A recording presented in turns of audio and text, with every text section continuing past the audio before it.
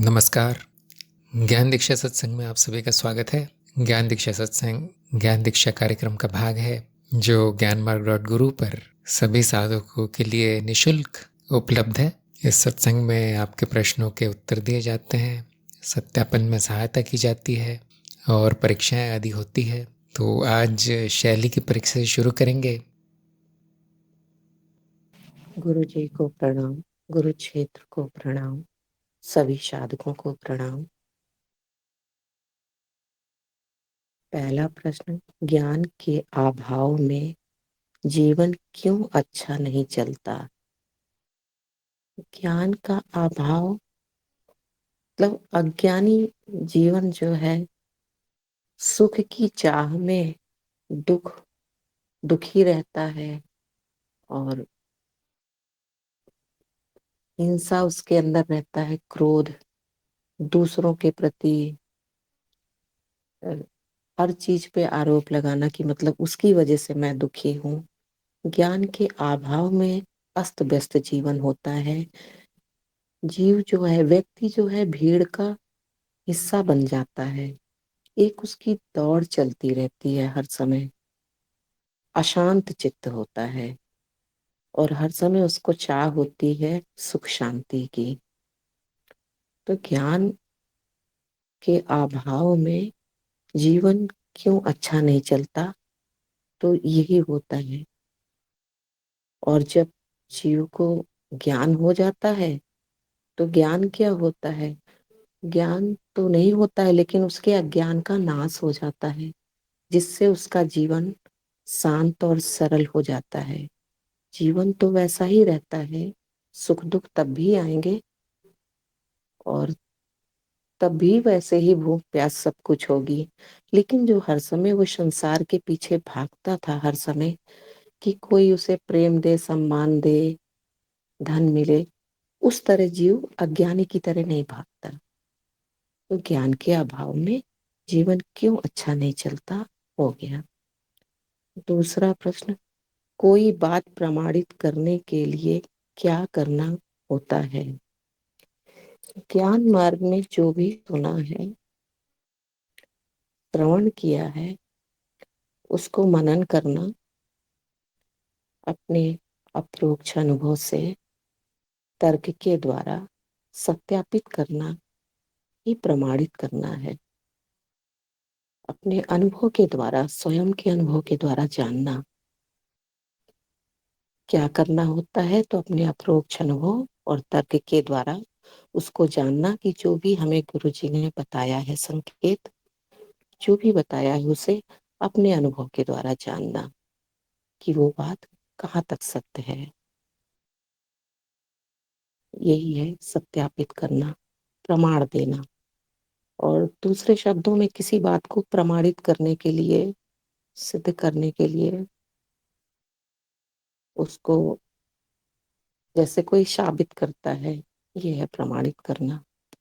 तीसरा प्रश्न, असत्य भी उपयोगी होता है, सही या गलत?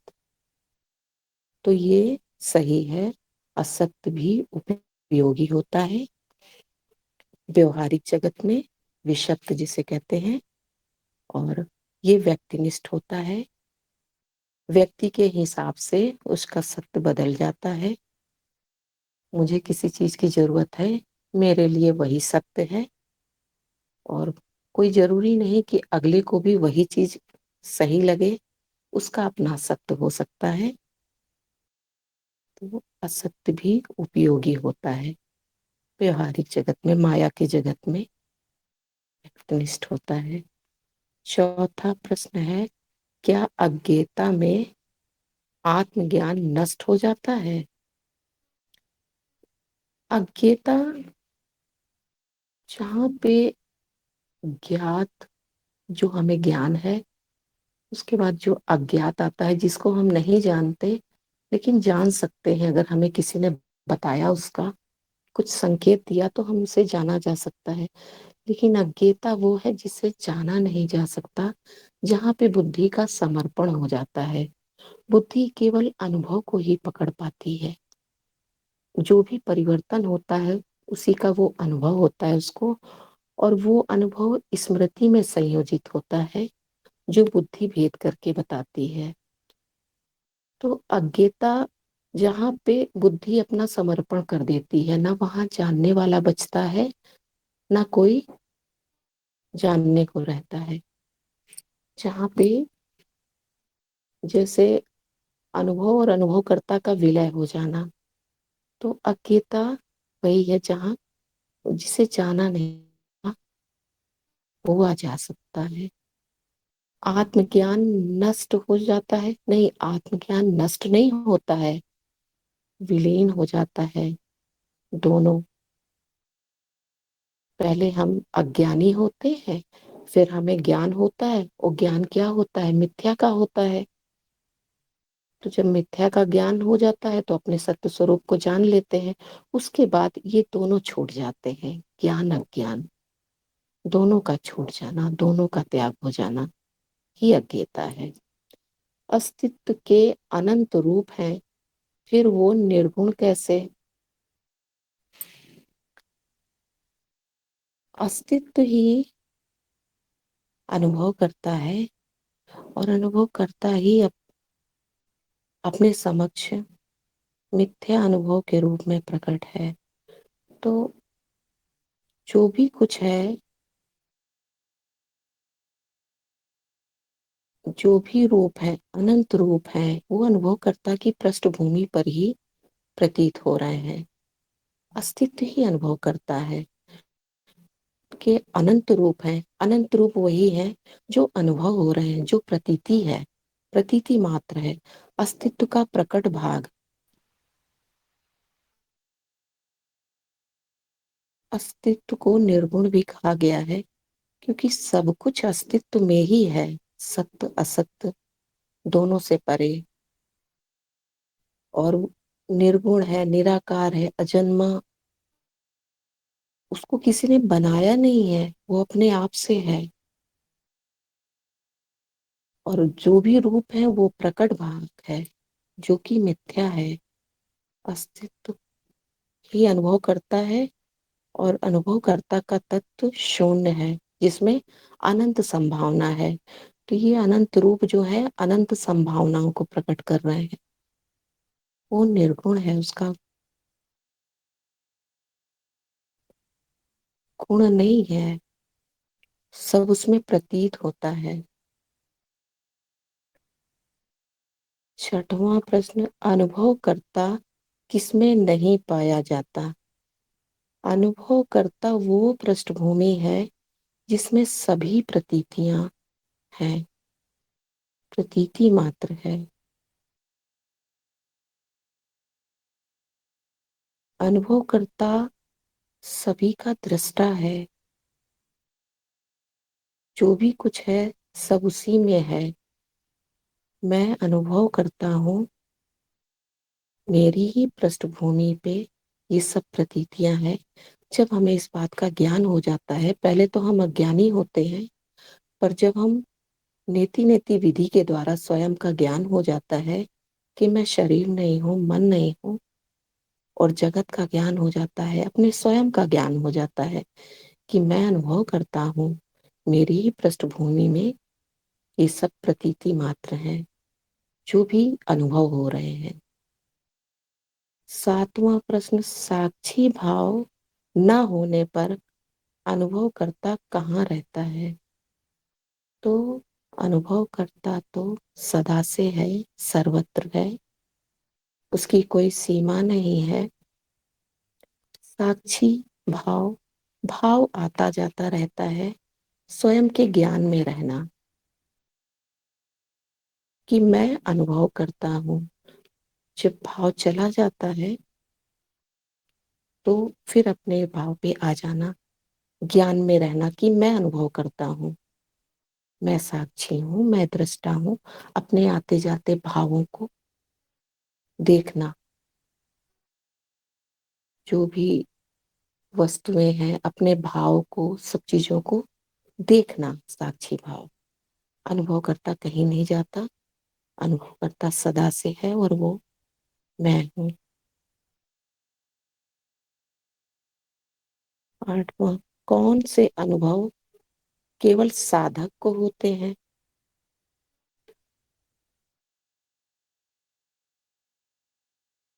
अनुभव कौन से अनुभव केवल साधक को होते हैं? तो अनुभव तो 3 प्रकार के होते हैं, जो कि जगत का, शरीर का, मन का।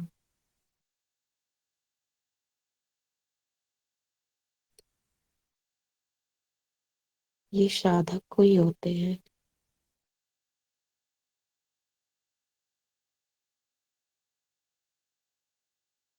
जगत के बारे में जान लेना,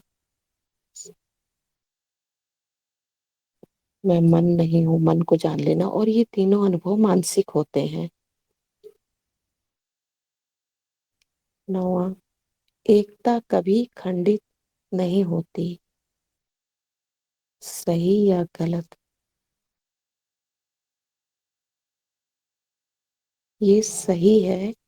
एकता कभी खंडित नहीं होती, लेकिन हमारी बुद्धि सीधे उसको नहीं समझ पाती है, इसलिए उसे खंड के रूप में समझती है, जैसे अस्तित्व एक है और अनुभवकर्ता और अनुभव सिक्के के पहलू हैं, जो दो नहीं है, सिक्के के पहलू की तरह। तो अनुभवकर्ता जो है वो अपरिवर्तनीय है और अनुभव परिवर्तनशील है। तो ये खंडित नहीं है, लेकिन हमारी बुद्धि सीमित ज्ञान को ही ग्रहण कर पाती है, जो कि जीवन को चलाने के लिए, जीविकोपार्जन के लिए जरूरी है। तो इंद्रियां सीमित ज्ञान ही ले पाती हैं, जो भी हमें अनुभव होते हैं वो हमारी स्मृति में दर्ज होते हैं और बुद्धि भेद करके बताती है। तो खंड नहीं है, इसका सही आएगा। 10वां, मनन नीरस होने पर क्या करें? मनन नीरस हो रहा है तो फिर मनन नहीं करना चाहिए, थोड़ा सा गैप ले लेना चाहिए, अपने मन को उस स्थिति में ले आना चाहिए जब वो शांत हो, उसका चित्त, मन शांत हो, तब फिर उसे जो भी उसने श्रवण किया है उसका मनन करना चाहिए, अपने गुरु जी का ध्यान करके, और जो भी उन्होंने बताया है, संकेत दिया है, वो श्रवण जो हमने किया है उसका ध्यान पूर्वक मनन करना चाहिए, तो बात सत्यापत्ति होती है। और नीरस होने पर क्या करें? तो नीरस होने पे नहीं करना है, उस समय छोड़ देना है। गुरु जी, मेरे प्रश्न पूरे हुए।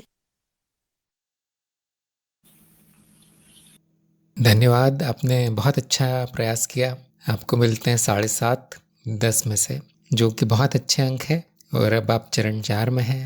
अपनी साधना शुरू कीजिए साक्षी भाव की। गुरु जी, हाँ हाँ, आपको बोलिए। कोटि आपको कोटि कोटि प्रणाम। आपका बहुत बहुत आभार। आपने मुझे स्वीकार किया।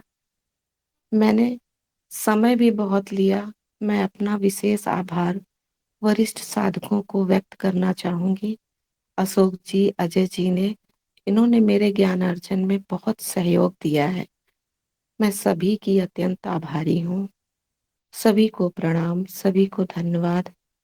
आपका सानिध्य पाकर धन्य हुई। गुरु जी, एक बात और कहना चाहूंगी। मुझे ज्ञान का तो का भी नहीं पता था और मेरी हिम्मत भी नहीं पड़ती थी, लेकिन मेरी बेटी मुझे इस ज्ञान में लाई और धीरे धीरे मुझे इसका ज्ञान हुआ, जो भी मैं जान पाई आपकी कृपा से। और बेटी ने बहुत मुझे संभाला और मैं बहुत हताश भी हुई, मुझे समझ में नहीं आता था। फिर भी मेरा कोटि कोटि नमन, कोटि कोटि नमन। गुरु जी, मुझे स्वीकार करें, मुझ पे कृपा करें। चलते रहिए, बहुत अच्छी बात है कि आपको लाभ मिला कार्यक्रम का। आगे भी आपकी प्रगति होगी, कोई शंका नहीं है। चलते रहिए। एक प्रश्न आया है आयुष का। स्वप्न में स्थायित्व क्यों नहीं होता, केवल जागृति में क्यों? ध्यान से देखिए, जागृति में भी स्थायित्व नहीं होता। जागृति भी पूरी तरह परिवर्तनशील है अवस्था। स्वप्न और जागृति में एक बड़ा भेद है कि स्वप्न जल्दी बदलता है, जागृति बहुत धीरे बदलती है। जागृति में कुछ अनुभव ऐसे हैं जो बहुत तेज बदलते हैं, जैसे विचार, भावनाएं, और स्वप्न में ठीक वही गति है उनकी विचारों की, भावनाओं की। जो इंद्रियों के माध्यम से मिल रहा है अनुभव, वो जागृति में स्थायी प्रतीत होता है नहीं, सब बदल जाता है अंत में। स्वप्न में क्योंकि जो जीव की स्मृति है उससे सीधा आ रहा है अनुभव, तो उसमें इतना बंधन नहीं है, बहुत जल्दी बदल सकता है। जागृति का जो अनुभव है वो विश्व स्मृति से आ रहा है, जो जीव स्मृति के तुलना में बंधन में है या करीब करीब स्थायी है और बहुत बड़ी है। बड़ी होने के कारण उसमें भारीपन है, बदलता नहीं इतनी जल्दी, इसलिए उसको जागृति को स्थूल अनुभव कहा जाएगा। तो मूल रूप से सभी अवस्थाएं एक जैसी हैं, परिवर्तनशील माया है। कुछ अवस्थाओं में कुछ विशेषताएं पाई जाती हैं, इसलिए वो ऐसा लगता है कि सापेक्षिक रूप से एक सत्य है, दूसरा झूठ है, ऐसा लगता है। यदि आपको ऐसा अनुभव हो जाए जो जागृति से भी धीरे बदले, कल्पना कर सकते हैं ऐसा, जागृति में आपके विचार जल्दी जल्दी बदल रहे हैं, हाँ ठीक है। आपका शरीर 10-10, 15-15 साल में बदल रहा है, ठीक है। आपका घर 50-60 साल में बदलता है, रास्ते, शहर ये 100-100 साल में बदलते हैं, करीब करीब स्थायी सा है। इससे भी धीरे बदलने वाला अगर अनुभव मिल जाए तो आप जागृति को असत्य कहने लगेंगे, जागृति को भ्रम कहने लगेंगे। और वो जो अनुभव है जो बिल्कुल नहीं बदल रहा, ये बहुत ही धीरे बदल रहा है, जो शहर वगैरह हैं, घर है, वो 2-2, 3-3 हज़ार साल चलते हैं। आपके विचार 2-2 दिन तक वही रहते हैं, बदलते नहीं हैं। फिर आप कहेंगे कि ये ज़्यादा सत्य है क्योंकि रह जाता है, जागृति बहुत जल्दी चली जाती है। तो अंत में सापेक्षिक है। इसका कुछ अच्छा उदाहरण थोड़ा सा जागृति और स्वप्न का और अधिक विश्लेषण, तुलना जगत की माया नाम के वीडियो में है। जगत की माया वो देख लेंगे तो स्पष्ट हो जाएगा। वो करीब करीब प्रमाण मिलने जैसा है कि जागृति भी स्वप्न है, क्योंकि उसमें बताया गया है कि क्या समानताएं हैं जागृति और स्वप्न में। अक्सर लोग या साधक समानताएं नहीं ढूंढते हैं, भेद ढूंढते हैं, फर्क ढूंढते हैं। और फर्क तो है हाँ, लेकिन मूल रूप से देखना जरूरी है। ज्ञान मार्ग क्योंकि सभी अनुभवों के मूल में जाता है, तो हमें मूल रूप से देखना जरूरी है, ना कि सतही रूप से। तो यदि आप जान जाएंगे समय माया है, चित्त निर्मित है, तो फिर सभी अवस्थाएं एक जैसी हो जाएंगी, चाहे वो धीरे बदले समय में, चाहे जल्दी बदले। और फिर ऐसा क्या है जो बिल्कुल नहीं बदलता, हमारे मानदंड के अनुसार वो परम सत्य हो जाएगा, वो आप स्वयं है। जितना इस परम सत्य से मिलता जुलता कुछ होगा वो उतना सत्य लगता रहेगा, वो उतना सत्य लगता है। जबकि सभी अवस्थाओं में कुछ अनुभव जल्दी बदलने वाले होते हैं। अनुभव कहना भी ठीक नहीं है यहाँ पे, है वो संपूर्ण अवस्थाएं अनुभव है। तो कुछ घटनाएं जल्दी बदलने वाली होती है और कुछ घटनाएं धीरे बदलने वाली होती है। जिन्होंने इतना ध्यान से नहीं देखा वो एक अवस्था की धीरे बदलने वाली घटनाओं को सत्य बोल देंगे और दूसरी अवस्था की तेज बदलने वाली घटनाओं को असत्य बोल देंगे। ऐसा होगा। अब आपका होमवर्क है कि ये जानने का प्रयास कीजिए कि सपने में ऐसा क्या है जो नहीं बदलता।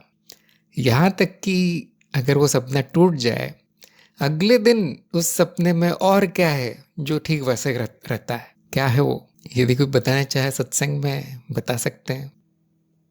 एक ऐसी चीज है और वो अनुभव करता नहीं, अनुभव करता तो खैर नहीं बदलता, वो तो बड़ी प्रमाणित बात है। एक दो चीजें और है जो हर सपने में करीब करीब वही रहती है, क्योंकि आपने कभी ध्यान नहीं। हाँ, शालिनी का उत्तर आ गया, मैं बिल्कुल सही। अहम, अनुपमा ने भी कहा है कि जीव जो सपने देख रहा है, हाँ आपके 2 हाथ रहेंगे, देखिए 4 नहीं हो जाएंगे, आपके एक ही सिर रहेगा। दिवाकर ने भी कहा मैं, हाँ अहम, जीव, मनुष्य, हर सपने में आप 99% सपनों में आप मनुष्य ही रहेंगे।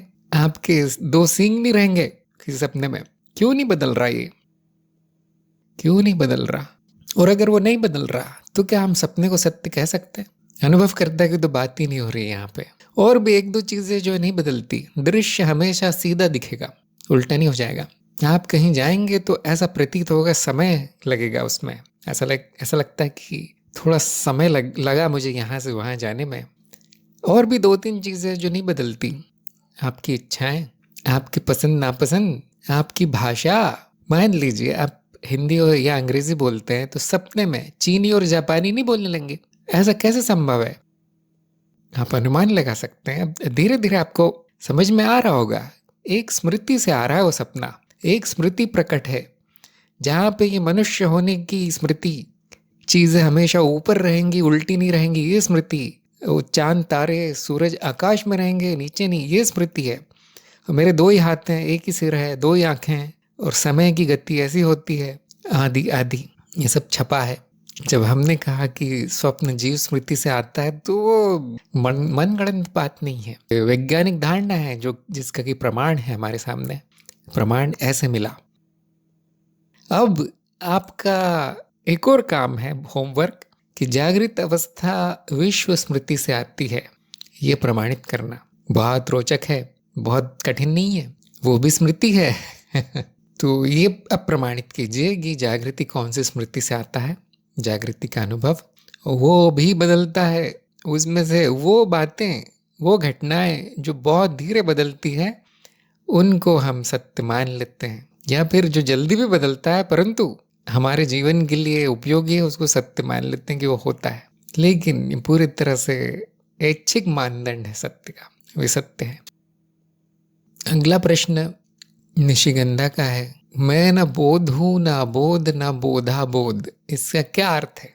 देखिए, बोध के अर्थ पे निर्भर है, और अक्सर बोध का अर्थ ज्ञान ही होता है। शायद आपने कहीं पढ़ा होगा, इसलिए आपके मन में प्रश्न आया होगा। लेकिन जहां आपने पढ़ा है, जहां आपने सुना है, वहीं उसका अर्थ भी लिखा होगा बोध का। देख लीजिए क्या अर्थ है। परिभाषित किया होगा किसी ने बोलने से पहले। नहीं परिभाषित किया तो आप कभी नहीं जान पाएंगे। जो इन शब्दों को लेकर आता है वही उनके अर्थ भी बताता है। तो आपने जहां भी सुना है वहां खोजने का प्रयास कीजिए, वहां पे कहाँ परिभाषित है। और नहीं मिले तो जिन्होंने भी बोला है वही बता पाएंगे। मैंने अपनी समझ से बता दिया। तो मैं बोध के परे हूँ। हाँ, जो बुद्धि के परे है, जो ज्ञान के परे है, वो मैं हूँ। ऐसा अर्थ लगा सकते हैं, लेकिन उसमें खतरा है, क्योंकि जो लिखने वाला है या बोलने वाला है वो बोलेगा नहीं, आपने अर्थ का अनर्थ कर दिया, मैंने कुछ और बोला था। तो जब भी आप नए शब्द लेकर आए, ध्यान रखिए जिसने बोले हैं वो शब्द वही अर्थ बताता है, और कोई नहीं। अमिताभ ने कहा है कि अनुभवकर्ता का तत्व शून्य है, पर क्या वो चैतन्य है? हाँ, चैतन्यता और अनुभवकर्ता एक ही चीज है, और वो शून्य है। इससे कोई उसकी कोई सीमा नहीं बन जाती कि शून्य है तो कुछ नहीं हो सकता। ऐसा नहीं है। आप उसको कोई भी नाम दे दें, अनुभवकर्ता, साक्षी, दृष्टा, चैतन्य, ब्रह्म, तो उसका तत्व शून्य ही रहेगा। जो वो है वो रहेगा। नाम बदल जाने से कुछ और नहीं हो जाएगा। शायद आप सोच रहे होंगे कि चैतन्य की कुछ और परिभाषा है, तो इस कारण आपको भ्रम हुआ होगा कि चैतन्य होने के लिए शून्य ना होना जरूरी है, ऐसी कोई मान्यता होगी। तो चैतन्य की परिभाषा पर ध्यान दीजिए। आपने कहाँ पढ़ी है वो, वहाँ क्या परिभाषित किया गया है चैतन्य को, उस पे निर्भर करेगा कि आपके मन में मान्यता कैसे आई। अगर आपने कोई और परिभाषा मान ली उसकी, चैतन्य की, तो हाँ, शंका तो आएगी। इसीलिए कोई नया शब्द लाने से पहले आपने वो जहाँ पढ़ा है वहीं परिभाषा खोजिए उसकी। अगर वो कार्यक्रम में है तो कार्यक्रम में मिलेगा, अगर नहीं है तो कोई फायदा नहीं है फिर उसके बारे में बात करके, क्योंकि जिसने वो बोला है वही बता पाएगा कि चैतन्य का अर्थ क्या होता है। तो जहाँ तक मैं जानता हूँ हमारे कार्यक्रम में है नहीं, वो ये शब्द है नहीं। न बोध है, न चैतन्य है, न बोधा बोध है। तो इसीलिए एक मार्ग, एक गुरु होना जरूरी है।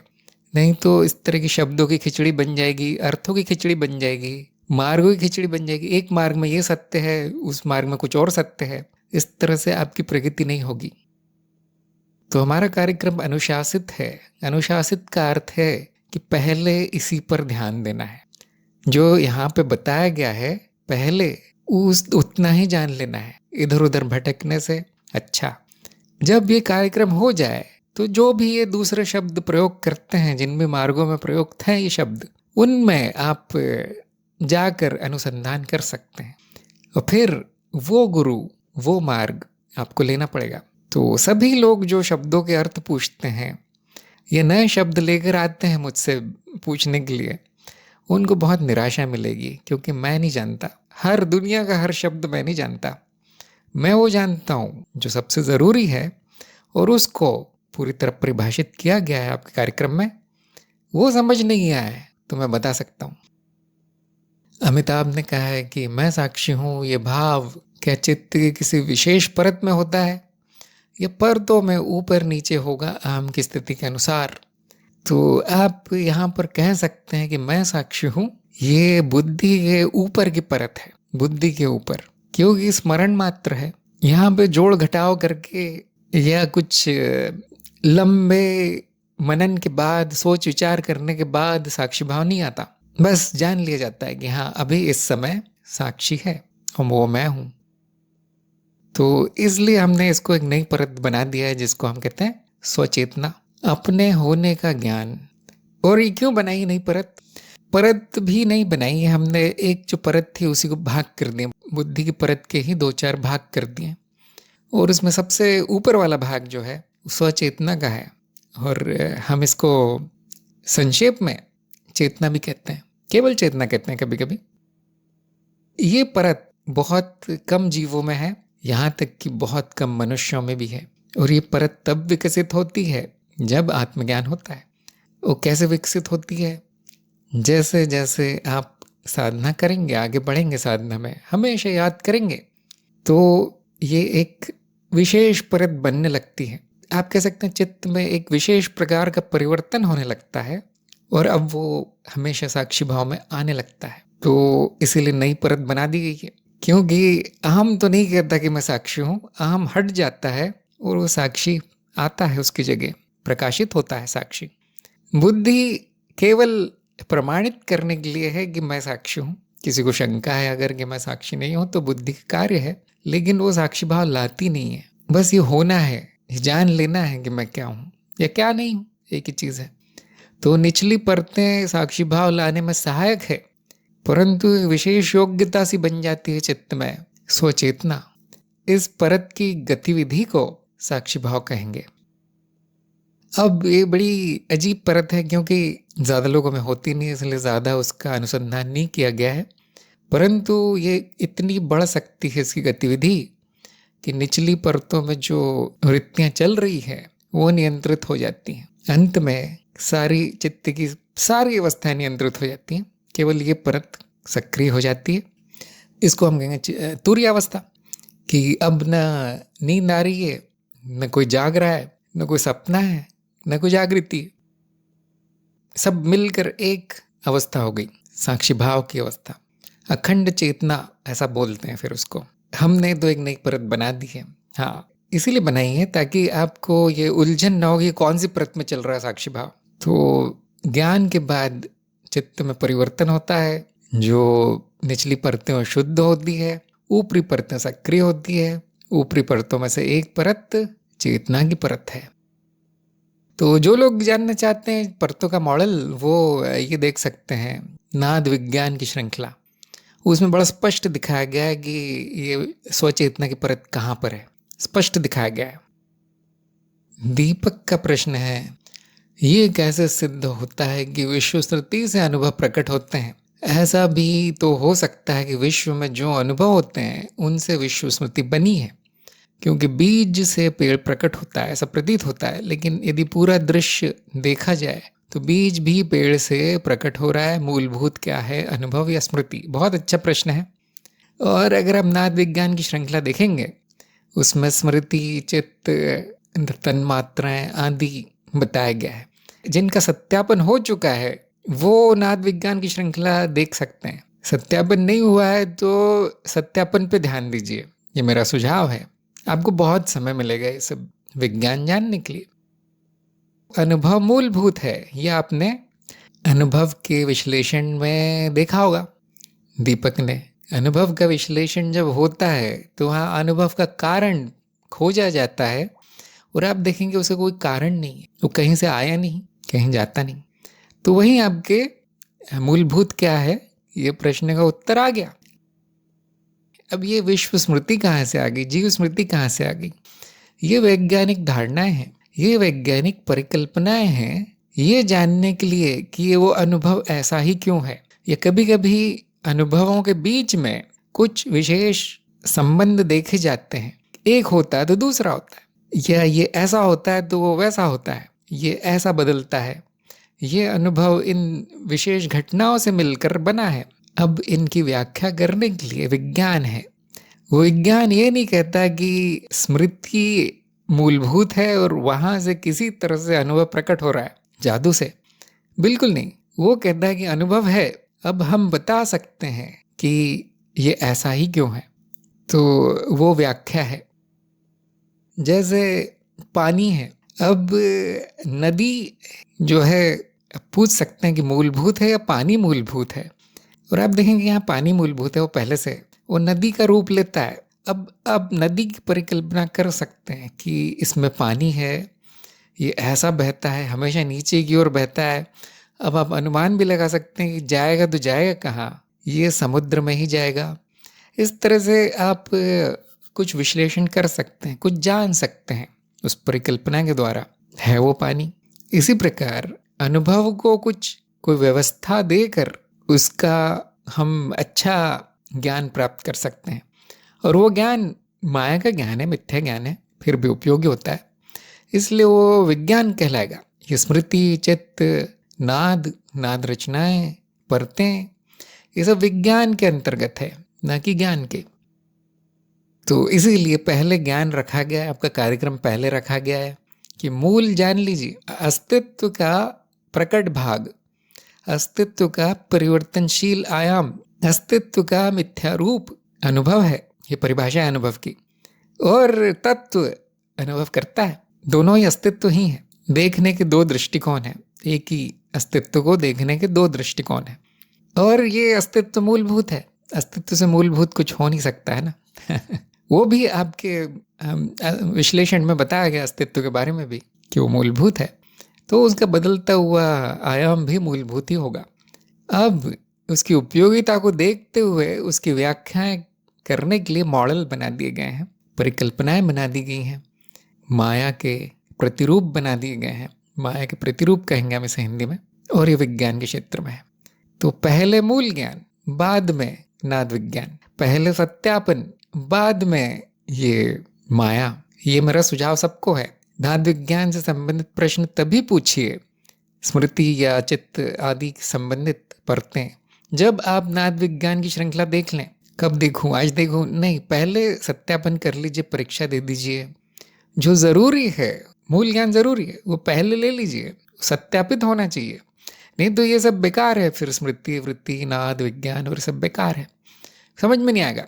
और इसी तरह के प्रश्न आएंगे, कल तो उन्होंने कहा था अनुभव मूलभूत है, आज स्मृति से आ रहा है। वो ठीक नहीं है, उसे अनुशासित चलना नहीं कहेंगे, इसीलिए वो निकाल दिया गया है। वो भाग हमारे कार्यक्रम में था, पूरा का पूरा नाद विज्ञान निकाल के तंत्र बोधि में डाल दिया है, क्योंकि लोग उसी में फंस जाते हैं। क्यों? क्योंकि वो बड़ा रोचक है। देखिए, बाकी जो मूलभूत विश्लेषण आदि है वो तार्किक है, पूरी तरह से अप्रोक्ष अनुभव आधारित है। वहाँ पे समझने का है, बस सामने दिख जाता है क्या बोला गया। विज्ञान नहीं दिखता आपको, न स्मृति दिखती है, न नाद दिखता है, इसलिए बुद्धि वहाँ अटकती है। बच्चों से जो खिलौना छुपाओ, बच्चों को उसी से खेलना है। उनको जो कितना भी अच्छा, कितना भी महंगा खिलौना दे दो, वो 2 मिनट खेल के छोड़ देते हैं। एक चीज़ छुपा के रखो उनसे, उसी के पीछे पड़ जाते हैं। तो इस तरह के बचपना साधकों में भी देखा गया है। तो मूल ज्ञान को छोड़ देते हैं और जो रहस्यमयी चीज़ हैं उसके पीछे पड़ जाते हैं। तो देखिए, अनुभव मूलभूत है, इसको प्रमाणित कीजिए, इसको सत्यापित कीजिए। उसके बाद आपको किसी भी तरह की धारणाएं हिला नहीं पाएंगी, आपके ज्ञान को हिला नहीं पाएंगी।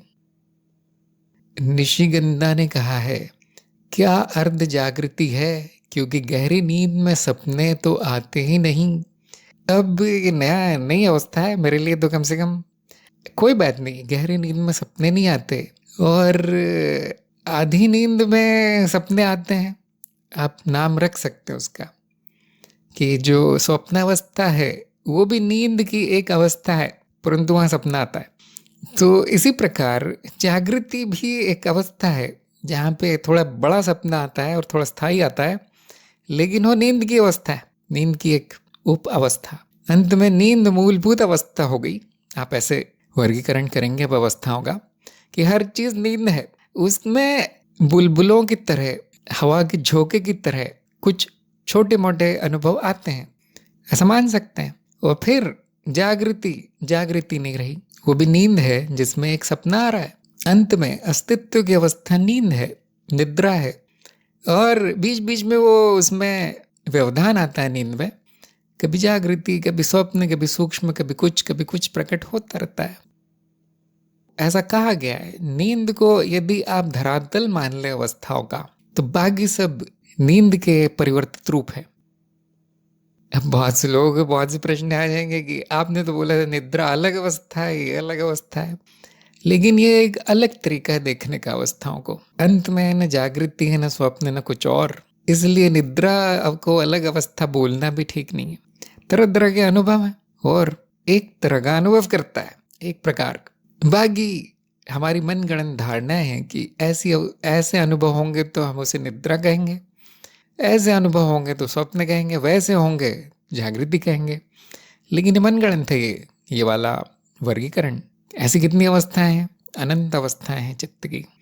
मनुष्य रूप में हमें 3 का ज्ञान है, वो भी अच्छे से नहीं है। तो नई नई अवस्थाएं लाई जा सकती है। अब ये कहाँ मिलेगा वीडियो?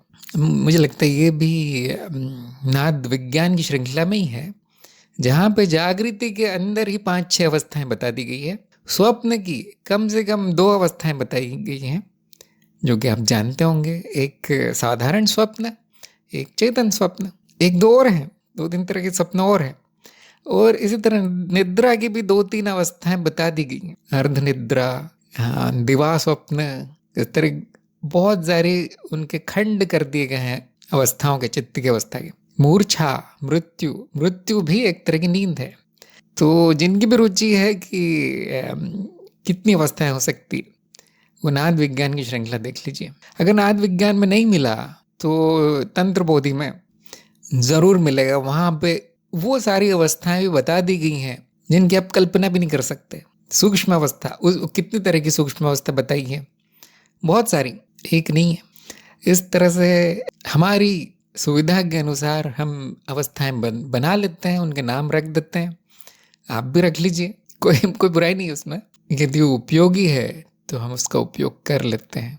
अंत में अस्तित्व में कोई अवस्था नहीं है, अस्तित्व की स्वयं की कोई अवस्था नहीं है, शून्य है। नींद से भी गहरा है, मान लीजिए, मान सकते हैं, कविता में कह सकते हैं अस्तित्व की अवस्था नींद से भी गहरी है। यादव ने कहा है।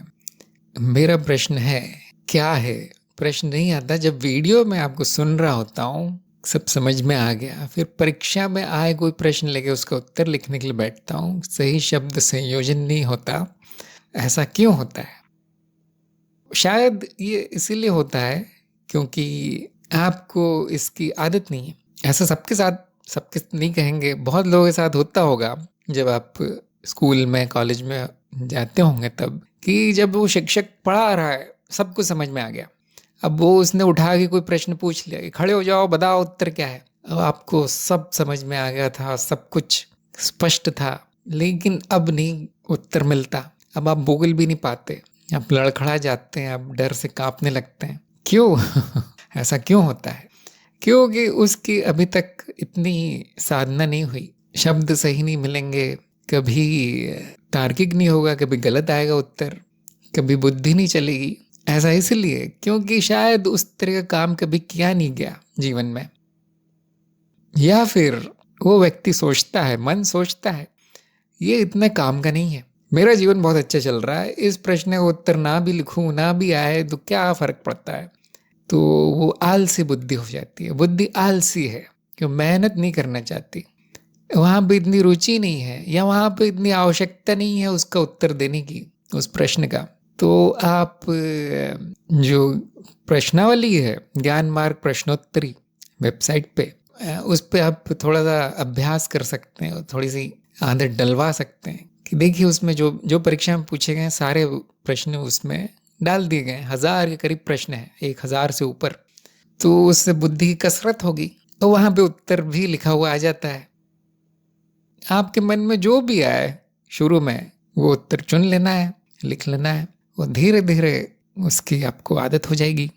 अगर आपको लगता है ये बिल्कुल बेकार है, ये सब मुझे नहीं चाहिए कोई उत्तर, मेरे सब समझ में आ गया, तो आपका कार्यक्रम समाप्त, आप उस कार्यक्रम को समाप्त मान सकते हैं, क्योंकि अब कुछ बचा नहीं है। अब आप क्या करेंगे परीक्षा देकर?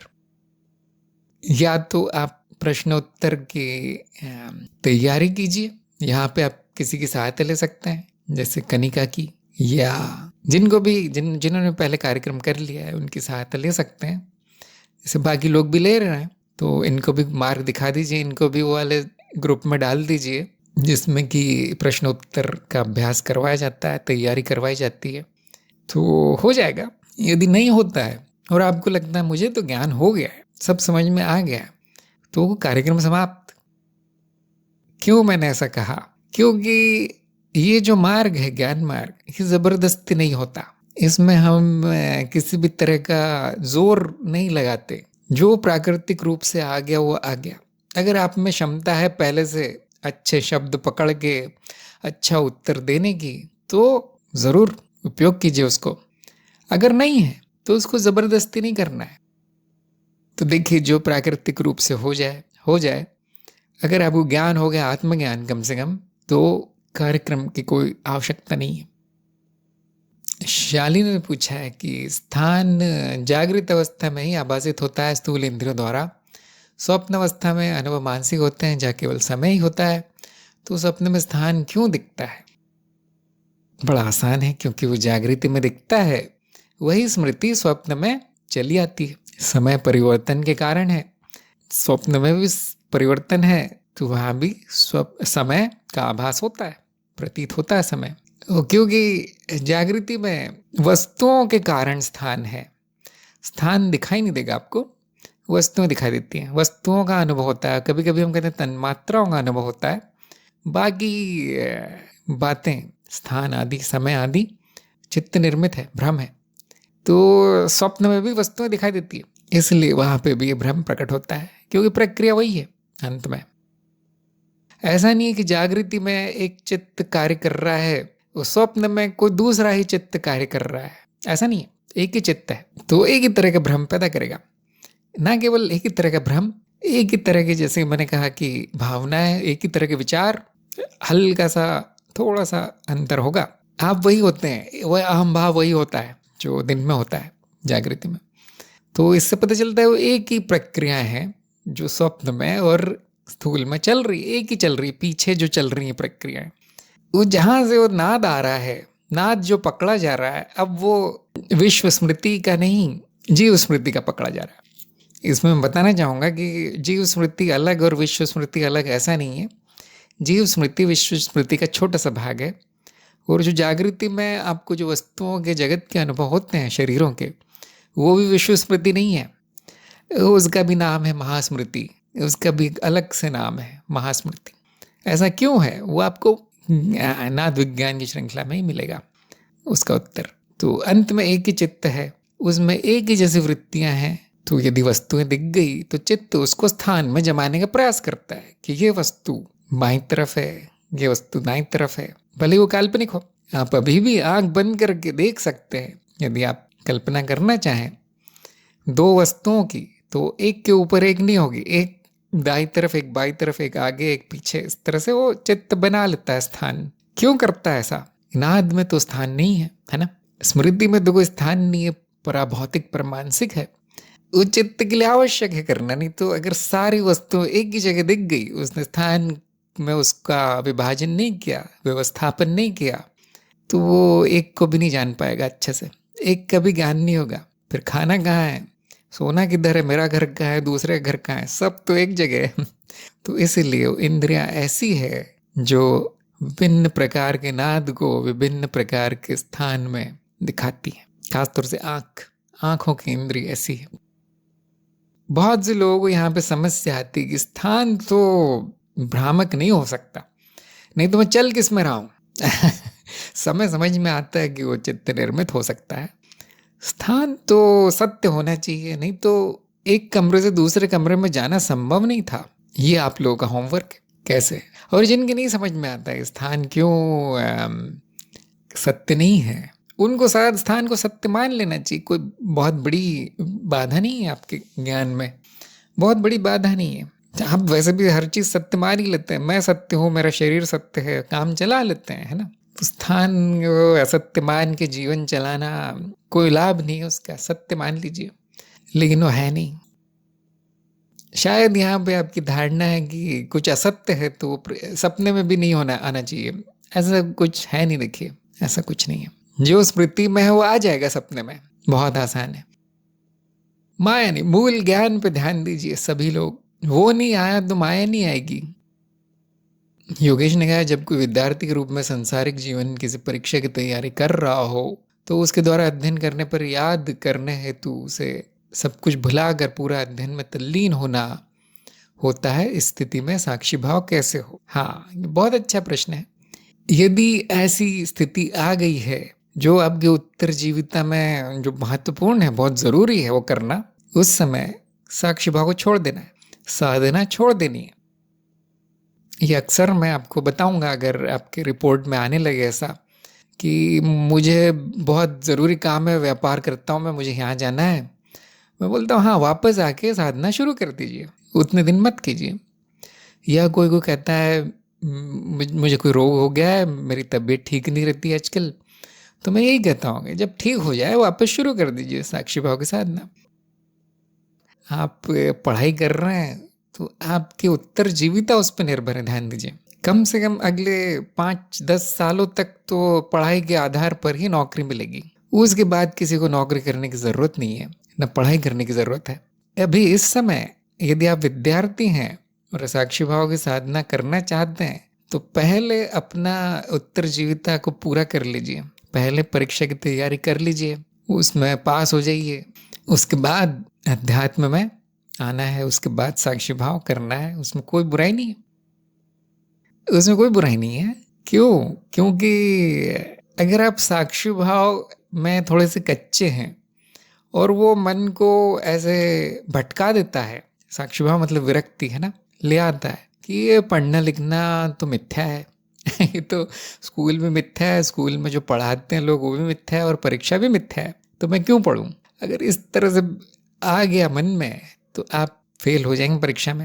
अब माँ बाप घर से निकाल देंगे, नौकरी नहीं मिलेगी, क्या वो ठीक नहीं है। इसलिए पहले जो आवश्यक काम है वो कर लेना अच्छा है, बाद में साक्षी भाव की साधना। जिनकी साधना बहुत अच्छी हो गई है उनको ये प्रश्न नहीं आएगा कि कौन सा करूं पहले। जैसे मैंने अभी भी बताया कि वो एक परत सी है जो विकसित हो जाती है अटूट साधना से, निरंतर साधना से।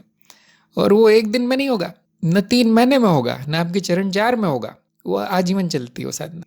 तो जो जिनकी इतनी पक्की हो गई साधना कि वो चाहे परीक्षा हो, चाहे उनकी मीटिंग हो, चाहे वो घर का काम हो, चाहे उनको रोग हो, चाहे दर्द हो, उनका साक्षी भाव रहता है। तो उनको फिर ये नहीं कहा जाता कि साक्षी भाव छोड़ दो, पहले कर लो, ऐसा नहीं कहा जाता, क्योंकि उनके लिए आसान है। अब आप लोग नए नए हैं, इसलिए आपको कहा जाएगा कि जो ज़रूरी है, अगर साक्षी भाव उसके बीच में आ रहा है तो साक्षी भाव छोड़ दीजिए, जो ज़रूरी है वो पहले कर लीजिए। अज्ञान यहाँ पे ये है जो नए लोगों में मिलता है कि साक्षी भाव भी कार्य है। आपने लिखा है ना, स्थिति में साक्षी भाव कैसे हो, तो आप देखेंगे अगर साक्षी भाव में आकर तो आप यही देखेंगे कि वो परीक्षा को रोक नहीं रहा है, वो आपकी पढ़ाई के बीच में नहीं आ रहा है, वो आपकी पढ़ाई को भी प्रकाशित कर रहा है, आपकी किताबों को भी याद करने की गतिविधि को भी प्रकाशित कर रहा है। कोई बात नहीं, अगर आपने साक्षी भाव कार्य मान लिया है कि ये करूं या वो करूं, नए साधक को यही कहा जा सकता है कि जो जरूरी पहले वो कार्य नहीं है साक्षी भाव। लेकिन हो सकता है शुरू शुरू में लोगों को मुश्किल लगे, शालिनी ने कहा है, क्या जीव स्मृति विश्व स्मृति का भी परिवर्तित रूप है या जीव स्मृति केवल विश्व स्मृति का सीमित अनुभव है? हाँ, विश्व स्मृति के अंदर जीव स्मृति है। जैसे एक देश के अंदर राज्य होते हैं, राज्य के अंदर जिले होते हैं, जिले के अंदर शहर या गांव होते हैं। वैसे मान लीजिए विश्व स्मृति पूरा विश्व है, पृथ्वी, और गांव जीव स्मृति है, एक गांव। तो ऐसा नहीं होगा कि पृथ्वी बदल के गांव बन गई, नहीं। अब समझ में आ गया होगा। यादव ने कहा मुझे कार्यक्रम करना है। बिल्कुल, चलते रही कार्यक्रम में। कोई भी समस्या है सत्संग में पूछना है, मैं अपनी तरफ से उपाय बता देता हूँ, लेकिन अगर वो ना हुआ उपाय तो जबरदस्ती नहीं करना है कार्यक्रम। जरूरी नहीं कार्यक्रम, आपका जीवन जरूरी है, उसके लिए बहुत ज्यादा प्रयास करना ठीक नहीं है। कार्यक्रम के लिए प्राकृतिक रूप से हो गया, बहुत अच्छी बात। जैसे आपको एक नदी है, उफनती हुई बाढ़ग्रस्त नदी, मानसून की नदी, अगर आप अच्छे तैराक है तो पार कर सकते हैं तैर के, लेकिन उसमें जबरदस्ती कूदना जरूरी नहीं है। जिसको तैरना नहीं आता कूदाया नहीं जाएगा उसमें, क्योंकि आवश्यक नहीं है। दीपक ने कहा है, अस्तित्व तो सिर्फ संभावना मात्र है, अनुभवकर्ता, अनुभव क्रिया की चेतना मात्र है, और ये तीनों अस्तित्व ही है। फिर कैसे? अस्तित्व सिर्फ संभावना होते हुए अनुभव को, जो दूसरी संभावना मात्र है, की अनुभूति कर लेता है। क्या एक संभावना दूसरी संभावना की अनुभूति कर सकती है? नहीं। आपके प्रश्न में मान्यता है कि दो तरह की संभावना है, अनुभव अलग और अस्तित्व अलग। ऐसा नहीं है। अस्तित्व अनंत संभावना है जो अद्वैत के स्तर पर कहा जाएगा, और द्वैत के स्तर पे वो संभावना अनुभव के रूप में दिख पड़ती है। वही संभावना, वो संभावना प्रकट रूप में दिखती है। किसको दिखती है? अस्तित्व को ही दिखती है, इसलिए उसका नाम बदल के अनुभव करता हो गया। ये द्वैत में हो गया। तो ऐसा नहीं कि अस्तित्व में एक संभावना है जो कि अस्तित्व स्वयं है, और दूसरी संभावना लाकर वो किसी प्रक्रिया से उसका अनुभव ले रहा है। ऐसा बिल्कुल नहीं है। कोई प्रक्रिया नहीं है, अनुभव होने की कोई प्रक्रिया नहीं है। ये भी आप उसमें देख सकते हैं, जो मूलभूत विश्लेषण है अनुभव का, उसमें देखिए कि कैसे प्रश्न का उत्तर दिया गया है, अनुभव कैसे प्रकट है, कैसे होता है, और उत्तर यही आता है कि नहीं, कोई प्रक्रिया नहीं है। संभावना को अनुभव में बदलने की कोई प्रक्रिया नहीं है। तो संभावना क्यों कहा गया है? क्योंकि कुछ भी प्रकट हो सकता है बिना किसी प्रक्रिया के। क्यों प्रक्रिया नहीं है? वो अस्तित्व स्वयं है, पहले से ही है वो। तो देखिए, ध्यान से देखिए, अस्तित्व अनुभव और अनुभवकर्ता का मिला हुआ रूप है। जैसे सिक्का दोनों चेहरों का मिला हुआ रूप है। मिट्टी और घड़ा, मिट्टी और घड़े का एक नाम है, एक ही है वो। तो ऐसा नहीं कि मिट्टी में अलग संभावना है जो कि मिट्टी स्वयं है, और घड़ा बनने की अलग संभावना है, फिर मिट्टी घड़ा कैसे बन गई? ऐसा नहीं है। वो मिट्टी में कोई भी रूप धारण करने की संभावना है, अनंत संभावना है। कोई भी रूप ले सकती है मिट्टी, कुछ भी बन सकता है उसका। और वो जो रूप है, नाम रूप, और जो तत्व है, एक ही है, एक ही घड़ा है वहाँ पे। उसको घड़ा कह लीजिए या मिट्टी कह लीजिए, वो एक ही वस्तु है। इसी तरह से आप अनुभव कह लीजिए, अनुभवकर्ता कह लीजिए, वो एक ही है। बार बार एक ही है, एक ही है कहने की जगह हमने उसको नाम दे दिया है। वो नाम है अस्तित्व। पुराना नाम ब्रह्म, ब्रह्मन, एकता, अनुभव क्रिया। अस्तित्व, अनुभव, अनुभवकर्ता, तीनों की परिभाषाएं और तीनों के मूल विश्लेषण दोबारा से देखिए। आपने लिखा है अनुभवकर्ता अनुभव क्रिया की चेतना मात्र है। नहीं, अनुभवकर्ता अस्तित्व का तत्व है, द्वैत में परिभाषित है अनुभवकर्ता। अनुभव क्रिया वो अवस्था है जहां पे दोनों में भेद नहीं मिलता, और अनुभव क्रिया अस्तित्व ही है। जब दोनों में भेद ना हो तो उसको अस्तित्व ही कहेंगे। तो ध्यान दीजिए, अस्तित्व, अनुभव क्रिया, अनुभव और अनुभवकर्ता एक ही है। एक ही के कई नाम है, अलग अलग देखने के दृष्टिकोण है। इतने दृष्टिकोण क्यों है? ताकि आपको ज्ञान हो कि वो क्या है। ये चित्त यही करता है, भेद करके ही ज्ञान हो सकता है, एकता का ज्ञान नहीं हो सकता। सब एक हो गया, फिर उसके बारे में कुछ कहने का बचता नहीं है, अज्ञेय है वो, जानने का बचता नहीं। इसलिए चित्त खंडित करता है उनको। चलो इस दृष्टिकोण से देखता हूँ, चलो उस दृष्टिकोण से देखते हैं, इसमें कुछ प्रकट होने की क्षमता है, वो क्या है देखता हूँ पहले, किसके सामने प्रकट हो रहा है वो, चलो ये देख लेते हैं वो उसके क्या गुण है, निर्गुण है या कैसा है, कब से शुरू हुआ, कब से अंत हुआ। ऐसे भाग कर करके उसका अध्ययन किया जाता है। जो है उसका प्रश्न में बहुत सारी गलतियां। चेतना का अर्थ यहाँ पर हमारे कार्यक्रम में कम से कम साक्षी भाव है। जैसे मैंने अभी भी बताया, स्वचेतना, मेरे होने का ज्ञान। अनुभव गृह की चेतना नहीं हो सकती। तो सही शब्द उपयोग कीजिए, शब्दों की परिभाषाएं याद कीजिए, जानने का प्रयास कीजिए कि दो संभावना नहीं है। अनुभव अलग संभावना और अस्तित्व अलग अलग नहीं, ऐसा नहीं। जो अस्तित्व है वही अनंत संभावना है और वही अनुभव के रूप में प्रकट है। अस्तित्व का तत्व अनुभव करता है और वही इन संभावनाओं को जो प्रकट है प्रकाशित करता है। अस्तित्व को अपना ही अनुभव होता है मिथ्या रूपों में। ये मूल ज्ञान है। योगेश ने कहा है नौकरी तो है, किंतु मैं ऐसी नौकरी चाहता था जिसमें मैं और ज्यादा साक्षी भाव में रहूं। एक बात हमेशा ध्यान रखिए कि साक्षी भाव बाहरी परिस्थितियों पर निर्भर नहीं है। वो आपका ज्ञान है, आंतरिक परिस्थिति है, आंतरिक अवस्था है। आप कितनी भी नौकरियां बदल लें, साक्षी भाव बढ़ेगा नहीं। नहीं तो सबसे पहले हम यही करवाते ना कि आप कौन सी नौकरी में हैं, आप किस घर में रहते हैं, आपके कितने बच्चे हैं। पहले ये बदलो सारा, तब साक्षी भाव होगा। क्या हम ऐसा बताते हैं? अगर आपके इस समय साक्षी भाव नहीं आ रहा है तो नौकरी बदलने से भी नहीं आएगा। नौकरी बदलने से हो सकता है आपके पास समय ज़्यादा हो जाए, समय ज़्यादा मिले आपको। हो सकता है ऐसी नौकरी आप कर लें जिसमें समय ज़्यादा हो और वहाँ पे आपको याद करने में परेशानी नहीं होगी, बस इतना होगा। क्योंकि वो उत्तरजीविता का दबाव नहीं है तो आप भूलेंगे नहीं ज़्यादा। लेकिन हमेशा एक जैसी स्थिति नहीं रहती, बाहरी स्थितियाँ। अगर नौकरी अच्छी मिल गई तो हो सकता कुछ और में ये मन भटक जाए, कोई और दबाव आ जाए। इसलिए साक्षी भाव के लिए बाहरी स्थितियों को बदलना नहीं, स्वयं को बदलना जरूरी है। स्वयं को ऐसा बना लीजिए, कोई भी नौकरी हो, कोई भी परिस्थिति हो, आपका साक्षी भाव रहे। ये सही साधना है। तो ध्यान दीजिए, साक्षी भाव कार्य नहीं है जैसा कि आप सोच रहे थे। साक्षी भाव का नौकरी से और बाहरी परिस्थितियों से भी संबंध नहीं है। साक्षी भाव का वीडियो दोबारा देखिए, चरण 4 में क्या बताया गया उसके बारे में। और ये जो मान्यताएं आपने बना ली है उन पे प्रश्न चिन्ह लगाइए। क्या नौकरी बदलने से साक्षी भाव आता है? क्या परीक्षा देते समय वो चला जाता है, लिखते समय, किताब पढ़ते समय? इन सब मान्यताओं को का सत्य जानने का प्रयास कीजिए। या फिर देखिए वीडियो में कहाँ बताया गया है कि बाहरी परिस्थितियाँ ठीक कर लें तो साक्षी भाव आएगा। वीडियो में ये बताया गया है कि अगर वो अशुद्धि है तो ठीक करना ज़रूरी हो जाता है, क्योंकि वो अशुद्धि साक्षी भाव आने नहीं देती। अगर वो अशुद्धि नौकरी स्वयं है तो फिर बदलना ही अच्छा है। लेकिन आपकी वो नौकरी ऐसी है जो कि आपका जीवन चला रही है, तो केवल साक्षी भाव की साधना के लिए बदलना, उसको छोड़ देना ठीक नहीं है। वो बुद्धिमानी नहीं कही जाएगी। आप भी घर के लोग पूछेंगे क्यों छोड़ रहे हो ये नौकरी, अच्छी खासी इतने पैसे मिल रहे हैं।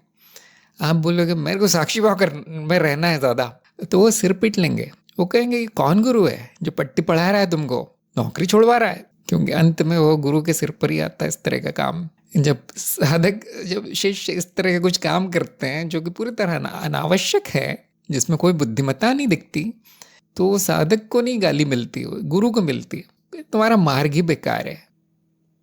ऐसा बिल्कुल मत कीजिए। जो आपके लिए जरूरी है वो कीजिए। अगर नौकरी छोड़ना जरूरी हो गया है, साक्षी भाव को बाजू में रखकर बिना उसको बीच में लाए निर्णय लीजिए। कभी कभी तो हम ऐसा कहते हैं कि जितनी कठिन परिस्थिति होगी उतना ज्यादा साक्षी भाव आसानी से आएगा।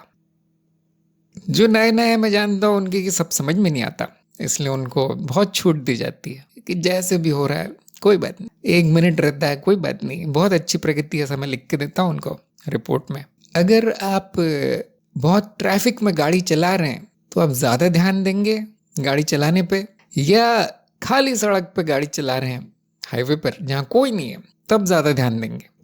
यहाँ पे भीड़ भाड़ वाली सड़क कठिन परिस्थिति का की उपमा है, खाली सड़क जीवन में आने वाली आसान समय की उपमा है। किसमें ज़्यादा ध्यान देंगे, किसमें ज़्यादा साक्षी भाव की ज़रूरत है? आप अपने जीवन को पूरी तरह से सरल करके कुछ नहीं, केवल खाना और बैठना बना सकते हैं, है ना? उस साक्षी भाव का क्या करेंगे? क्योंकि जैसे ही थोड़ी सी कठिनाई आएगी वो उड़ जाएगा साक्षी भाव, गायब। क्या करेंगे ऐसे साक्षी भाव का? ये कौन सी साधना है? अपने आप को निष्क्रिय करके एकदम बिठा दिया घर में कि साक्षी भाव आ सके। ये साक्षी भाव की साधना का ठीक उल्टा है। क्यों आपको जीवन में करने के लिए कहा गया है साक्षी भाव की साधना, ना कि आसन में, ना कि बंद कमरे में दीवार की तरफ मुंह करके? वो तो बच्चा भी कर लेगा, वो तो अज्ञानी भी कर लेगा, वो तो काम काम है, वो तो है ना। बैठो, करो, देखो, ध्यान दो। क्यों नहीं कहा गया आपको? क्यों आपको संसार के मैदान में भेज दिया गया है, संघर्ष में, यहाँ पे साक्षी भाव लेकर आओ? क्योंकि मैं जानता हूँ ऐसा ही होगा, नौकरी छूट जाएगी, परिवार छूट जाएगा, गुफा में पहुंच जाएंगे, फिर गुफा भी छूट जाएगी। गुरुजी साक्षी भाव नहीं आ रहा है, ये बहुत बुरा होगा। इसलिए आपको कुछ भी छुड़वाए बिना साक्षी भाव में रखा जाता है। अज्ञान छोड़ दीजिए, योगेश को मैं कहूंगा, अज्ञान छोड़ना है और कुछ नहीं, फिर वो अपने आप आएगा साक्षी भाव। हमेशा ध्यान रखिए वाला उदाहरण जो मैंने बताया है, ट्रैफिक में गाड़ी चलाना और खाली सड़क पर दौड़ाना मैदान में। जैसे जिसको खाली सड़क पर चलाने की आदत है, जैसे ही वो शहर में जाता है, कहीं ना कहीं टकरा जाएगी गाड़ी। क्या फायदा हो उसे खाली सड़क पर दौड़ाने का गाड़ी? दिवाकर ने पूछा है, अनुभव और अनुभव करता समयहीन है। मेरे व्यापक होने से कहीं भी रिक्त स्थान नहीं है, ऐसा अप्रोक्ष अनुभव में आता है। क्या ये सही है? बिल्कुल सही, 100% सही है। रिक्तता वो है जहां पर कुछ रोज के अनुभव नहीं हो रहे हैं, लेकिन वो अनुभव का अभाव नहीं है, वो घटनाओं का अभाव है। ये घटना बदल गई है, थोड़ी शांत सी हो गई, वहां पे आप बोल सकते हैं कि वही अनुभव है फिर, और इसलिए कोई रिक्त स्थान नहीं है। निद्रा में क्या वो खंडित हो जाता है अनुभव और अनुभव करता? नहीं, क्योंकि स्मृति नहीं है, स्मरण नहीं है केवल, और ये जिसका स्मरण नहीं हुआ वो घटना ही अनुभव है फिर। जैसे आपको याद नहीं होगा 10 साल पहले आप कहाँ गए थे, क्या किया था, क्या वो रिक्त स्थान है अनुभव और अनुभवकर्ता में? उसके पहले का याद है मान लीजिए, नहीं, वो स्मृति का रिक्त स्थान है। स्मृति वहां से जा चुकी है, स्मृति मिट चुकी उतनी, और ये स्मृति का मिटना ही अब अनुभव है। मुझे याद नहीं आ रहा वहां क्या था, यही अनुभव है फिर। तो ये अप्रोक्ष है, हाँ, ऐसा ही मिलेगा हमेशा। रिक्त स्थान ढूंढने जाएंगे और वो मिल गया तो वो भी अनुभव ही होगा, और वो भी अनुभव करता कोई होगा। इसलिए तार्किक रूप से रिक्तता मिलना, खंड मिलना असंभव है, प्रमाण नहीं मिलेगा। और जो भी मान लिया जाएगा यहाँ रिक्त है वहाँ रिक्त है, वो काल्पनिक बात होगी, कल्पना होगी, सत्य नहीं। तो चलते रहिए, बहुत अच्छा है आपका अनुभव, अप्रोक्ष अनुभव। शालिनी ने पूछा है कि लेकिन क्या इंद्रिया उसको और परिवर्तित कर देती है? हाँ, विश्व स्मृति में जो है वो जीव स्मृति में उसकी एक, आप कह सकते हैं, छाया संग्रहित है।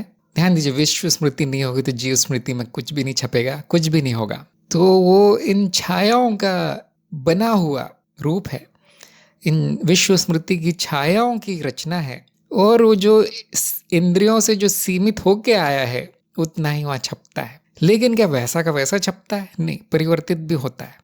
जो जीवन के लिए आवश्यक है वो रूप छपेगा जीव स्मृति में।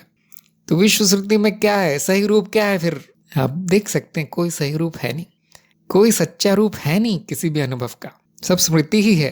स्मृति संभावना मात्र है, कोई रूप नहीं है।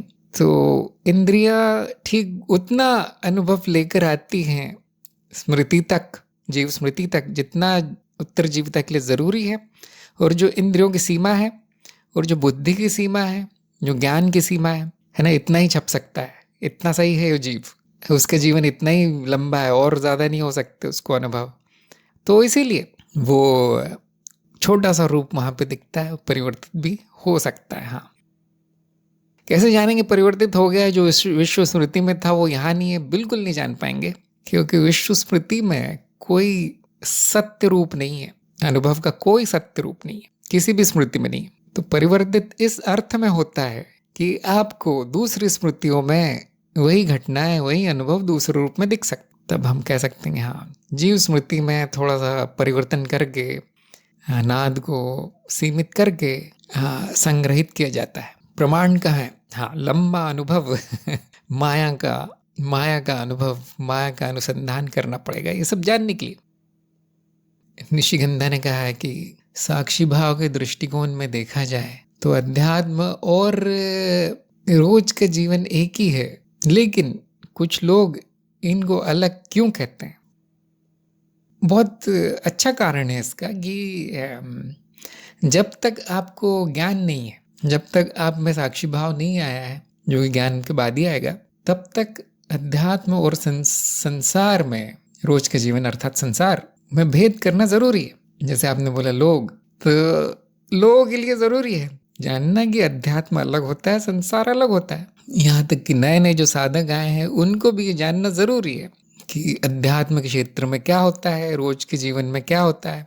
रोज का जीवन उत्तरजीविता मात्र है ना, विसत्य असत्य सपना जो भी कह लीजिए, उसमें जीव भटक रहा है, तो उसको एक और नया दृश्य दिखाना पड़ता है कि देखो ये अध्यात्म है, इसमें स्वयं पर ध्यान देना है। स्वयं अर्थात मेरा तत्व है ना, और जीवन में मनोशरीर पर ध्यान देना है। वहाँ तत्व की कोई जरूरत नहीं है संसार में, वहाँ पे बाकी लोग और जीवन यापन, उत्तरजीविता, परिवार, ये सब जरूरी है। अध्यात्म मेरा अध्ययन, स्वयं के तत्व को जानना, सत्य जानना, परम सत्य जानना, उसमें स्थित रहने के उपाय करना, साधना करना, ये अलग है, ऐसा शुरू में बताया जाता है। लेकिन जैसे जैसे आपका साक्षी भाव अच्छा होने लगेगा, अब आप देखेंगे ये रोज का जीवन तो अध्यात्म की पृष्ठभूमि में हो रहा है। मैंने जो आध्यात्मिक क्षेत्र में जो सीखा था कि मैं दृष्टा हूँ, मैं ये तत्व हूँ, वो तो यहाँ भी है जीवन में, रोज के जीवन में, संसार में। मैंने ये सीखा था कि माया है, सब कुछ ये है, सत्य है, परिवर्तनशील है, आना जाना है, वो तो यहाँ भी है। संसार कोई अलग तो नहीं दिख रहा मुझे, सपना ही तो है। साक्षी भाव ये बताएगा आपको।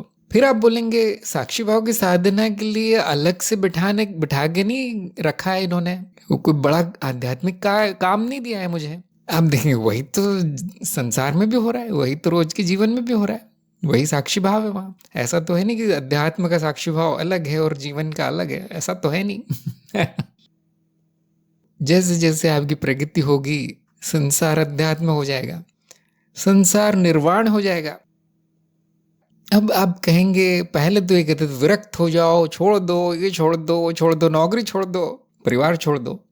अब तो मेरे गुरु कुछ नहीं कहते, मेरे गुरु बोलते हैं कि तुम वहीं रहो जहाँ रहते हो, वही करते रहो और परिवार की देखभाल करो, कर्म बंधन तोड़ो, आदि आदि दूसरे उपाय बताए गए।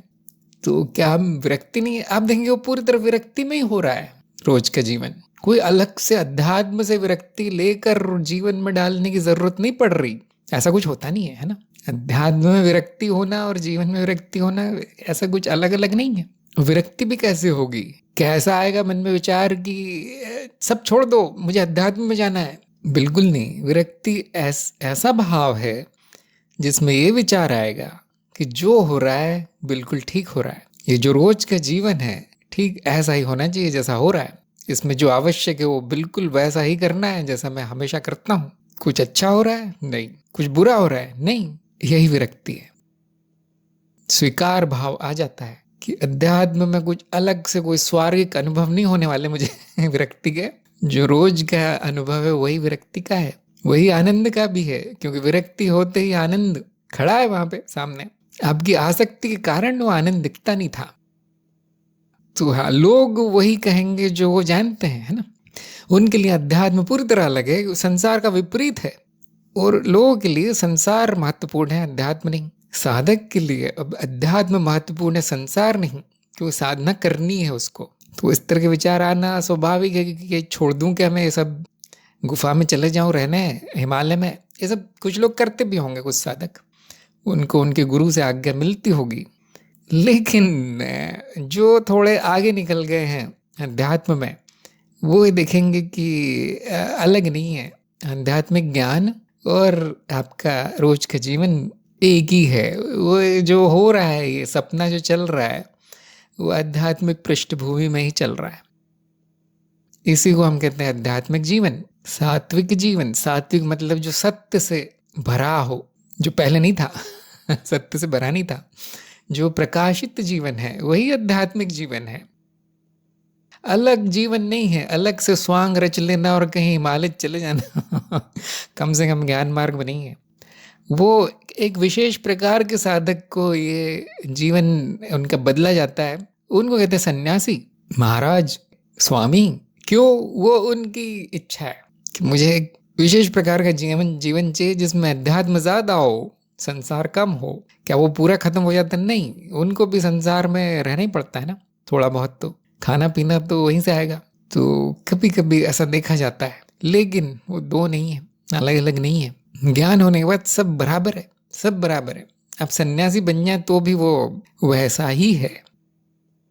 तो व्यक्ति इस तरह के सन्यासी क्यों बनता है? विशेष वेशभूषा में ऐसे बाल काट लेता है या बढ़ा लेता है, दाढ़ी बढ़ा लेता है, कुछ भी जो भी उस परंपरा में होता होगा, उसका कारण ये नहीं है कि वो अपने जीवन को आध्यात्मिक बनाना चाहता है, ये कारण नहीं है।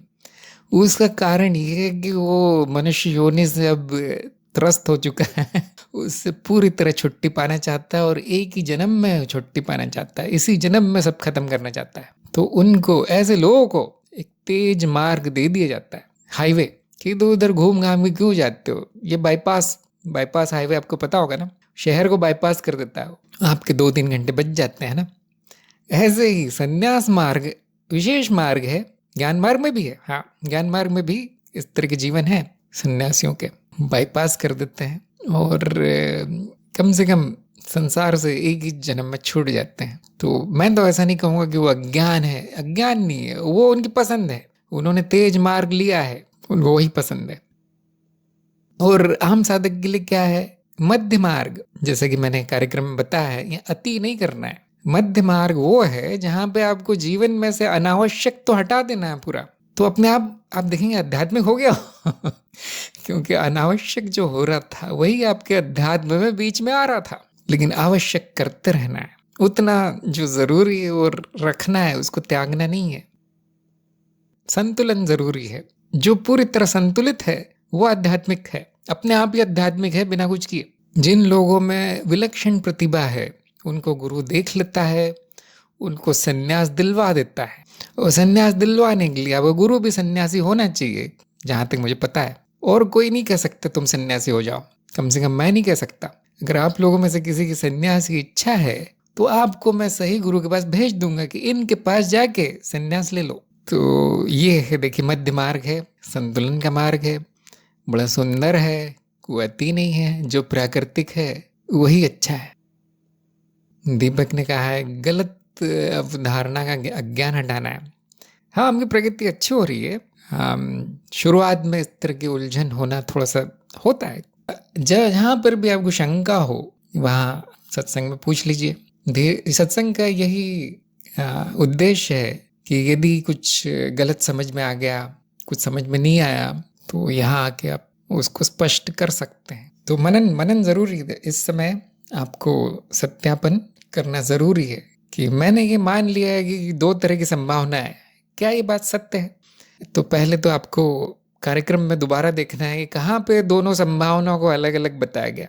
कहीं मैंने मान तो नहीं लिया, बस मन में विचार तो नहीं आ गया, और आप देखिए वहाँ नहीं है। फिर आपको अपने अप्रोक्ष अनुभव में तलाशना है कि पहली वाली संभावना किधर है और दूसरी वाली किधर है। आप देखेंगे ऐसा कुछ है नहीं।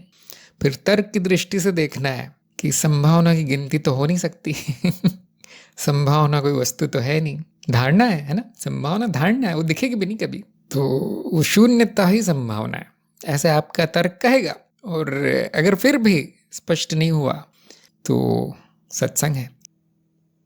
दीपक ने कहा है मैं आपकी लिखी पुस्तक विशुद्ध अनुभूतियाँ भाग 1 भी पढ़ रहा हूँ, साथ में मनन भी करता हूँ। बहुत अच्छी बात है, बस उन दोनों को मिलाना नहीं है वो पुस्तक, उसमें जो सामग्री जो बताई गई वो तब लिखी गई थी जब हमारा कार्यक्रम नहीं था, तो उसमें जो मन में आया वो लिख दिया गया है, क्योंकि वो निजी लेखों से का संग्रह है, तो हो सकता है वो इससे मिले नहीं, वो बिल्कुल अभी कार्यक्रम से कोई मेल न खाए, तो इसलिए उसको आपको अलग रखना है, इसको अलग रखना है। और मैं तो ये कहता हूँ कि जो कार्यक्रम कर रहा है वो अपना सारा ध्यान कार्यक्रम पे लगाए तो जल्दी प्रगति होगी, बिना किसी बाधा के प्रगति होगी। आप कोई कुछ और कर रहे हैं, कोई और मार्ग भी है, कोई और साधना भी है, कोई और वीडियो भी देख रहे हैं, अब वो सब मिल जाएगा, आकर सब एक में दूसरा मिल जाएगा, याद नहीं रहेगा ये बात इन्होंने कही थी या वो बात उन्होंने कही थी, आप दूसरे शब्द ले आएंगे उधर से, कहीं सुनकर कहीं पढ़कर, और बस धीमी हो जाएगी प्रकृति, बंद तो नहीं होगी। मैं यहाँ पे ठीक करवा देता हूँ कि ये नहीं हो रहा वो नहीं हो रहा, बताता रहता हूँ, लेकिन वही है, समय नष्ट होता है। जैसे आपको कहीं जाना है मान लीजिए, तो अगर आप उस शहर का सीधा रास्ता लेंगे जल्दी पहुंचेंगे। अगर आप कभी इसके घर चले जाते हैं, कभी उस दोस्त के घर, कभी इस शहर चले जाते हैं, कभी उस शहर, तो ऐसा नहीं कि आप वहाँ पहुंचेंगे नहीं, लेकिन पता नहीं फिर कितने दिनों बाद, कितने महीनों बाद पहुंचेंगे। दिवाकर ने कहा है, क्या अज्ञान हटाने के लिए चित्त का अध्ययन आवश्यक है? थोड़ा सा आवश्यक। कितना? कि अज्ञान क्या होता है ना? ज्ञान क्या होता है? देखिए, चित्त शब्द वहाँ आ जाता है जैसे हम ज्ञान की बात करते हैं कि ज्ञान चित्त में संग्रहित तार्किक अनुभव है, ऐसा कुछ बताया गया है ज्ञान की परिभाषा। तो उतना तो आपको पहले से ही ज्ञान होगा। बुद्धि कैसे कार्य करती है, बुद्धि तेज कैसे करनी है, ये सब जरूरी है, इतना ज्ञान जरूरी है। या इतना कम से कम जरूरी है कि विचार में नहीं हूँ, भावना में नहीं हूँ। क्यों नहीं हूँ? या इच्छाएं, पीड़ा, यह सभी अनुभव मानसिक हैं। ये जो 2-4 मूल बातें हैं, उसके लिए आपको चित्त का मतलब पता होना चाहिए, क्या है वो, किसकी बात कर रहे हैं। इतना ज्ञान होना जरूरी है कि इसको क्यों असत्य कहा गया है, क्यों कहा गया कि विचार मैं नहीं हूँ, ऐसा नहीं हूँ, ऐसा। ये आपको जानना जरूरी नहीं है कि स्मृति क्या है, नाद क्या है, ये रचनाएं कौन सी हैं, इसमें कितनी परतें हैं, ये सब जानना जरूरी नहीं है। सारा विज्ञान या एक परत से दूसरे के बीच संपर्क कैसे होता है, वो स्मृति पुल कैसे बनता है, ये कौन सी साधना से बनाया जाता है, ये सब बिल्कुल आवश्यक नहीं है। जो सामान्य ज्ञान जैसे मैं चित्त बोलूं, आपके चित्त में अशुद्धि है ऐसा मैं बोलूं, उतना समझ में आ जाना चाहिए व्यक्ति को। तो चित्त एक अनुभव है ना, जिसमें मानसिक, भौतिक, शारीरिक तरह तरह के अनुभव आ जाते हैं, उनको मिलाकर चित्त कह दिया गया है। वो इसीलिए ये कभी कभी कहा जाता है सभी अनुभव चित्त निर्मित है, फिर कहा जाता है सभी अनुभव चित्त ही है, और तब वो शब्द आना जरूरी है कि किसकी बात हो रही है। चित्त का अंग्रेजी अर्थ है माइंड, MIND, माइंड, ना कि ब्रेन। तो सामान्य ज्ञान, छोटा सा ज्ञान, इतना काफी है, अज्ञान हट जाएगा। दीपक ने कहा कि मुझे ऐसा क्यों लगता है कि मुझे तो होश संभाला है तभी से एहसास है कि मैं कोई अज्ञात हूं, लेकिन क्या हूं इसका पक्का ज्ञान अभी तक नहीं हुआ। इसका अर्थ एक हो सकता है कि आपकी पूर्व जन्म की साधना हो। मैं जानता हूं ये बात कोई मानता नहीं है इस बुद्धि के युग में ऐसे किसी को बता दो तो मानते नहीं और प्रमाण पूछते हैं। तो ये प्रमाण है ना, ये प्रमाण ही मान सकते हैं इसको कि जब आपको किसी ने बताया नहीं कि आप अज्ञात हैं, आप ये शरीर नहीं है, आप ये नहीं है, आप वो नहीं है, और आप में इतनी बुद्धि आ गई, इतने बड़े हो गए आप कि वो ऐसा आपको एहसास हो गया कि कहीं तो गड़बड़ है। ये जो लोग कहते हैं वो मैं नहीं हूँ, क्या हूँ पता नहीं, लेकिन वो नहीं हूँ। तो ये भाव या विचार कहाँ से आया? अब इसकी व्याख्या विज्ञान में है कि कारण शरीर में ये स्मृति संग्रहित है जो पूर्व जन्मों की है, जहाँ पे कभी आपने सुना होगा, कभी साधना की होगी, कोई गुरु होगा, और वो संस्कार पड़ा हुआ है। वो बचपन से है, लेकिन क्योंकि उसकी अभिव्यक्ति नहीं हो पा रही, बचपन में तो नहीं होती, इतनी बुद्धि नहीं होती, लेकिन थोड़े सा ही प्रकाश आते ही दिखने लगता है। भले ही कोई माने न माने ये बात, बहुत लोगों की पूर्व जन्म की साधना होती है, उनको बस याद दिलाना पड़ता है, ज्ञान हो जाता है। बहुत कम होगा ऐसा, लेकिन ये एक तरीका है बताने का, ये एक तरीका है उत्तर देने का। ज्ञान पूर्ण होने के बाद मन में शांति होगी, फिर उत्तर के शायद प्रश्न भी ना आए कि ये क्यों लग रहा था मुझे, वो क्योंकि सारे उत्तर आ गए हैं। तो जब तक आपकी पहचान इस मनुष्य शरीर से है और उसके पिछले जन्म, इस जन्म, बचपन, जीवन, जो भी आपने लिखा है, आपके विश्वास, आपकी मान्यताएं, इन सब चीज़ों से जब तक पहचान है तब तक थोड़ा बहुत महत्व देंगे आप, थोड़े बहुत प्रश्न पूछेंगे कि ऐसा क्यों हुआ था, वैसा क्यों हुआ था। ज्ञान होने के बाद पहचान समाप्त हो जाती है और फिर उसकी चिंता भी समाप्त हो जाती है कि पहले क्या हुआ था, कौन से जन्म में ज्ञान हुआ था, ये मैं ऐसा क्यों था, बचपन से वैसा क्यों था। ये सारे प्रश्न भी बेकार हो जाते हैं, क्योंकि वो मैं नहीं हूँ। वो मैं नहीं हूँ जिसको भी एहसास है, जिसको भी ये विश्वास है, जिसको भी नहीं है, वो सब मैं नहीं हूँ। और वो कब जाएगी व्याकुलता, कब जाएगी पहचान मनो शरीर से, उसकी घटनाओं से, जब प्रमाण मिल जाएगा, जब आपकी आंखों के सामने होगा सत्य, तो पुराना धुल जाएगा। इसलिए हम कहते हैं कि ज्ञानी का सारे संस्कार धुल जाते हैं, सारा संचित कर्म धुल जाता है, क्योंकि वो पहचान ही छूट जाती है। वो जो बोझा लेके आप चल रहे हैं वो फेंक देते हैं, ये सब मैं नहीं हूँ। तो अब ज्ञान पे ध्यान दीजिए, अपने तत्व पे जो आप हैं उस पे ध्यान दीजिए, और अपनी पहचान वहाँ बनाइए जो आप स्वयं हैं। उसके बाद ये पुराना भूल जाएगा। तो यहाँ पर हम आज की सत्संग समाप्त करते हैं।